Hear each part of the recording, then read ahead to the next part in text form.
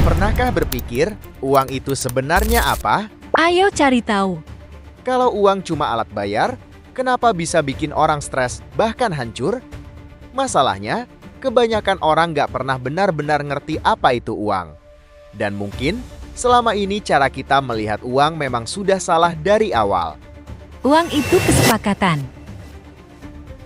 Uang itu sebenarnya nggak punya nilai asli. Kertas atau angka di layar hanya bernilai karena kita semua sepakat untuk percaya. Dan selama kepercayaan itu ada, uang tetap berharga seandainya setiap orang sudah tak percaya kertas itu. Ceritanya akan berbeda. Nilai yang diam-diam turun. Tapi ada satu hal yang jarang disadari, nilai uang itu tidak pernah benar-benar diam. Setiap tahun, nilainya perlahan berkurang. Dan tanpa sadar, yang kamu simpan hari ini, nilainya tidak sama di masa depan. Walaupun nilai barangnya sebenarnya tetap, tapi karena nilai uangnya turun, maka barang terlihat jadi lebih mahal. Sistem yang berjalan dengan kepercayaan. Bahkan di bank, uang kamu tidak benar-benar diam. Sebagian dari itu diputar, dipinjamkan, digunakan oleh sistem. Artinya, semua ini berjalan bukan karena uangnya, tapi karena kepercayaan terhadap sistem itu sendiri.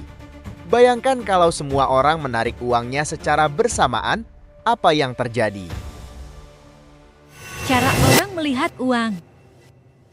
Dan di titik ini, cara orang melihat uang mulai berbeda. Sebagian orang memilih menyimpan uang karena merasa itu paling aman. Tapi sebagian lainnya melihat uang dengan cara yang berbeda. Mereka menyimpannya dalam bentuk aset. Karena mereka sadar, uang bisa kehilangan nilai.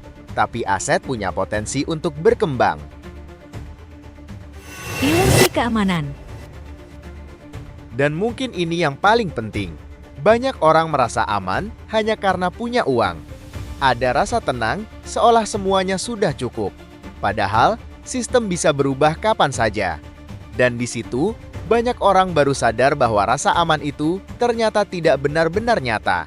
Yang benar-benar menentukan bukan seberapa banyak uang yang kamu punya, tapi seberapa jauh kamu memahami cara kerjanya. Kalau kamu baru sadar ini sekarang, berarti kamu sudah melihat sesuatu yang banyak orang lewatkan. Dan mungkin dari sini, cara kamu melihat uang akan mulai berubah. Apa kamu punya jawaban atau pendapat lain tentang uang? Tulis di komentar. Follow dan subscribe Realita Uang.